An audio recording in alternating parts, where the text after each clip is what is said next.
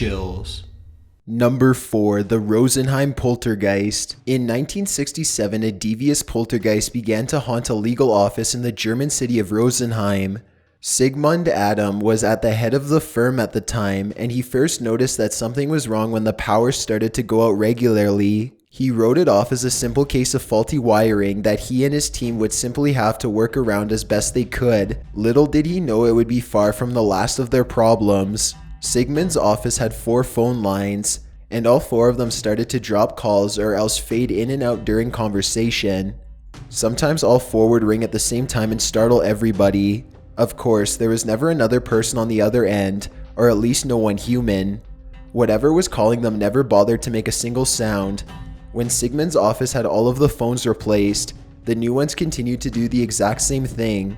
Eventually, he had a phone technician from the Deutsche Post come out and try to fix it. They monitored the phone line, but they couldn't understand the results. It appeared as though someone was dialing numbers from inside of the office at an impossible rate of speed. At one point, someone had apparently dialed 9 different numbers in under 2 minutes, which was not even possible to do with the big rotary phones of the time. Sigmund's office once received a hefty phone bill for a series of calls that were placed to the talking clock, which was a German telephone number you could call to get the time. Apparently, someone had called the number 46 times over the course of 15 minutes. Again, this wasn't even possible with the phones of that era. Sigmund didn't know what else to do at this point, so he had the entire phone system rewired. He also had the phones outfitted so that they would require a key to use, a key that he only carried. Even with all these new precautions in place, the calls continued from all of the phones, including the ones that were turned off, and things just got stranger from there. By now, electrical disturbances were happening all of the time, and the legal office had become a real hazard to work in. Lights were turning on and off at random, and the expensive photocopier suddenly began to leak ink for no reason at all. This time, Sigmund contacted the power company and had them check out the wiring. After finding nothing wrong with the circuitry, the power company installed voltage meters so that they could measure the building's electrical output. They detected huge power surges that should have easily blown every fuse in the box. Strangely, no fuse was ever damaged. Desperate for a solution, Sigmund shut off power to the entire building and now had it running on a separate backup generator. But this wasn't enough to stop the problems. Even after he had the whole electrical system rewired, his legal office continued to be haunted by constant calls, equipment breakdowns, and a whole list of newer disturbances. By now, desk drawers were flinging open on their own, and light bulbs were rotating in their sockets. At one point, all of the light bulbs blew up at the exact same time, when a team of hired physicists could not explain all of the building's malfunctions. Sigmund and his squad of lawyers turned to the supernatural. A paranormal team headed by a man named Hans Bender soon narrowed down the building's problems to a source no one had thought of before. A 19-year-old employee named Anna Marie Snyder. The young woman was extremely unhappy working there and hated all of her workers with a passion. Experts believed her deep dissatisfaction was what channeled an unhappy spirit into the workplace. Amazingly enough, they even suspected that the spirit was dialing the talking clock for her every time that she wondered when she was going to be able to finally go home for the day. The paranormal team knew the poltergeist was with Anna Marie after they noticed how all of the ghostly activity would correspond with her work shifts. Not only that, but the activity would seemingly follow her from room to room. For example, an overhead light would swing wildly when she stood underneath of it. When she left for the day, the poltergeist seemed to clock out with her. The paranormal encounters grew more intense as the investigation wore on. In addition to the usual flickering lights, ringing phones, and slamming drawers, now nothing would stay on the wall for longer than a day. Whatever was following her would violently throw expensive paintings on the ground and rip out calendar pages. At one point, a 400-pound oak cabinet moved several feet across linoleum flooring on its own without causing a single scratch. The people around her feared for their well-being, but they also needed their job, so to most of them, a haunted legal office was better than nothing.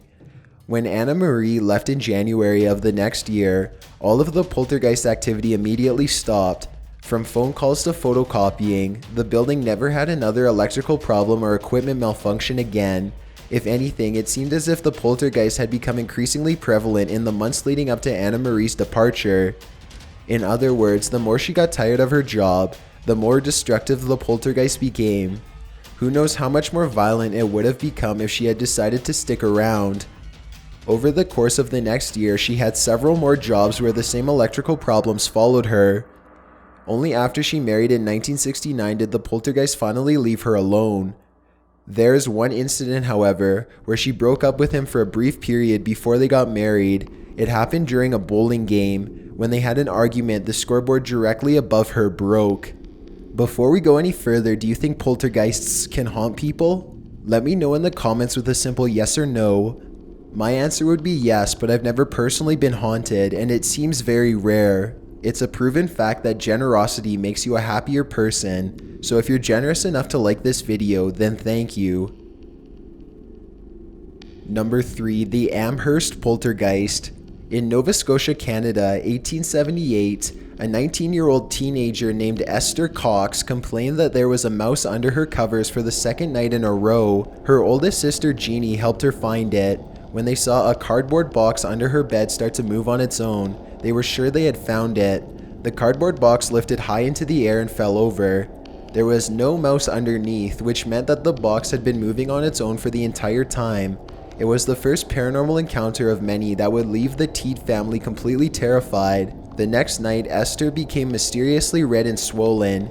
She awoke screaming in pain. Suddenly, there was a series of explosive bangs somewhere very close by. Esther's family says that the pains and swellings went away after these loud noises subsided, and she managed to fall back asleep. 4 nights later, the vicious swelling was back. This time, Esther's clothes were torn off of her body by an invisible force that made her scream. Her mother, Olive, came back into the room to calm her down and remake her bed. As soon as she left, the covers were thrown on the floor. There would be no rest for her this night. When her father, John, came to tuck her in, her pillow flew in the air and hit him in the face. More explosive sounds came from under her bed. They were felt throughout the whole house. Then everything went back to normal. The Teed family was quite concerned by this point, and they contacted a family doctor with a last name of Carity to help them. Dr. Carity arrived the next night to observe Esther while she slept. As he watched her, he saw her pillow slide out from under her entirely on its own. Then it slid back under her head. Something was demonstrating its powers to him. At that moment, the doctor heard a sharp point carving a message into the wall. He couldn't see the instrument, but he could read the words quite clearly. Esther Cox, you are mine to kill. It had scratched with an exclamation mark before his very eyes. Over the next few days, the poltergeist began to speak to the family and make threats to burn the house down. The doctor once observed a bucket of water begin to boil, and he and the rest of the family also saw tiny patches of fire constantly drop down from above, completely out of nowhere. The poltergeist was setting small fires throughout the house in every room. Everyone was constantly on guard. The poltergeist soon threatened to burn everyone alive unless Esther left the house, so they sent her to live with a friend of the family named John White. Of course, the poltergeist followed and made its presence known within a month. John White's son was holding a knife one day, as young boys in the late 1800s often did, when suddenly it flew out of his hands and jammed itself straight into Esther's back. When the boy pulled the sharp instrument out of her, the knife plunged back into her in the exact same spot. This attack brought on an infection that left her bedridden for nearly 3 weeks. Nobody blamed the son. Esther's life was clearly in danger with John White, so she lived with her aunt for a bit and then eventually moved back to Amherst. They hoped that her moving into a different room would prevent the poltergeist from finding her again. It didn't. The explosive noises and small fires picked up again as soon as she came home. When the family point blank asked the poltergeist if it meant to burn the house down, it ripped Olive's dress off and began to burn it under the kitchen table. After Esther's mysterious swelling attacks flared up again, she moved in with John White once more, and the poltergeist moved with her. The cast iron door of the oven kept flinging open and flying across the room. One time, hot iron spikes appeared from nowhere and fell into Esther's hands, burning her badly. A man named Walter Huba tried to make a traveling sideshow out of the Teed family's poltergeist. Everyone but the ghost was on board. It just wouldn't react on stage. When they got back home, it attacked Esther mercilessly until she was vomiting blood. By now, Esther believed she was being targeted by multiple spirits. The strongest one was named Bob Nickel and would stab pins into her and abuse her pet cat. The poltergeists continued to torment her for a long time until she got married, at which point they finally left her in peace. Number 2. The South Shields Haunting.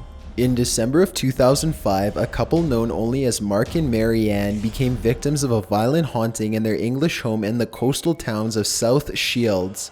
One night, Mary Ann was lying in bed with her husband. She had just turned the lights off and closed her eyes when an object hit her in the face. It was a stuffed animal that belonged to Robert, their 3-year-old son. She turned the lights on and sat up, looking for Robert. The boy was nowhere to be found. Suddenly, a toy dog hit her in the head, much harder this time.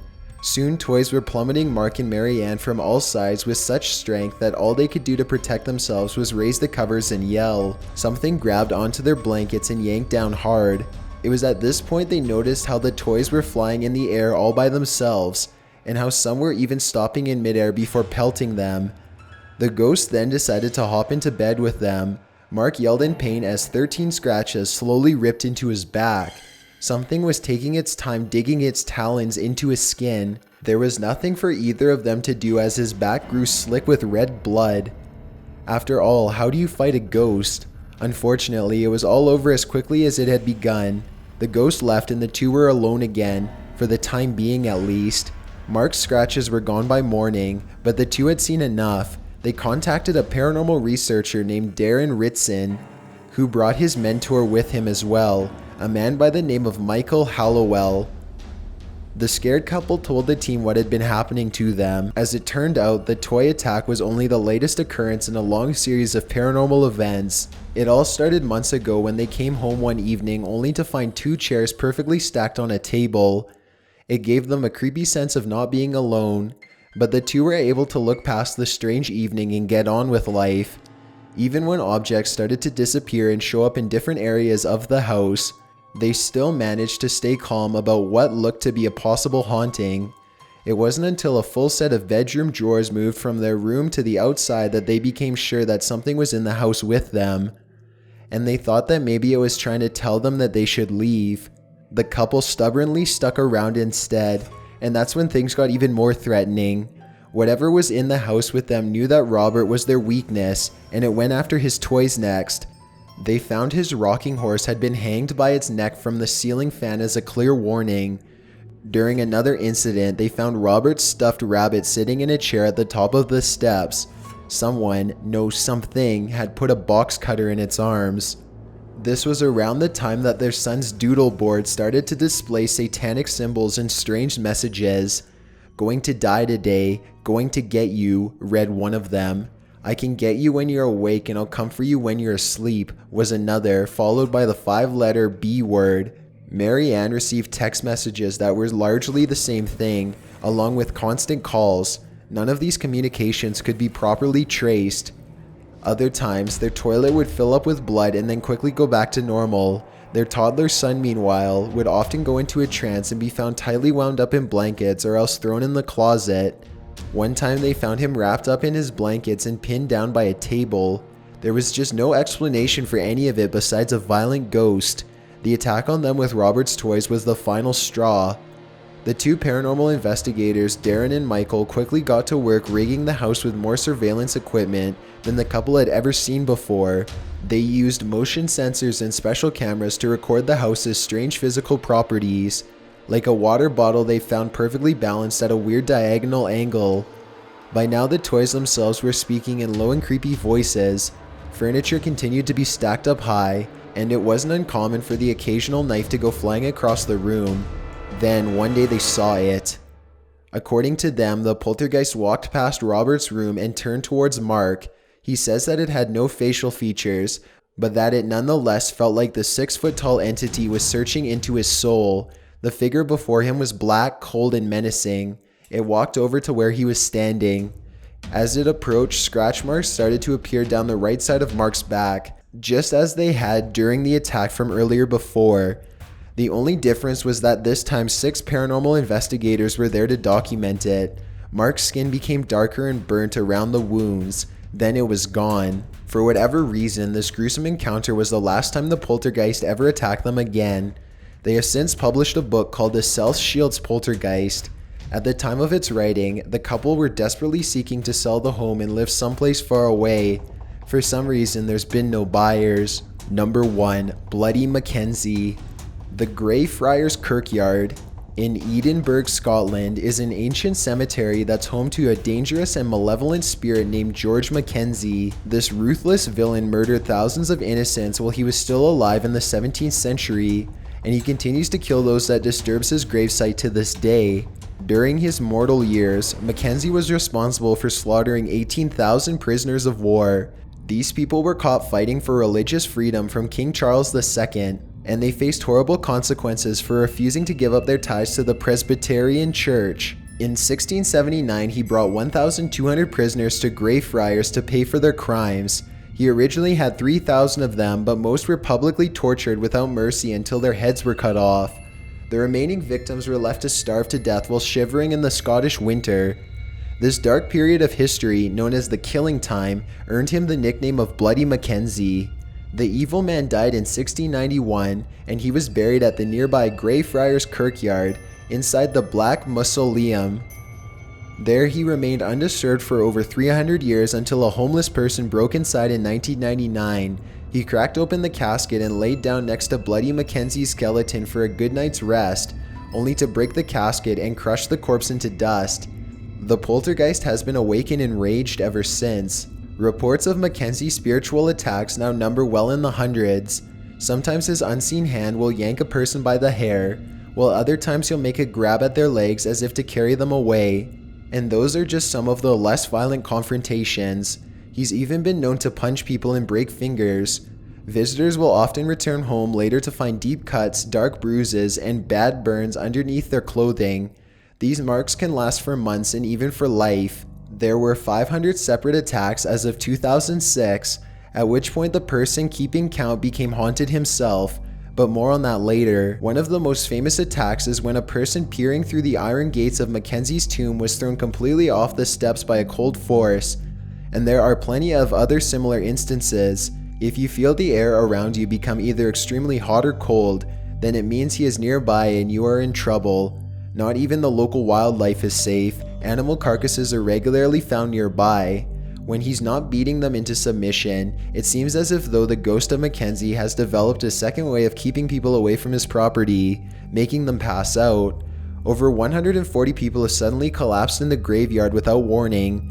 When they've come to, they often find themselves covered in the same unexplainable injuries.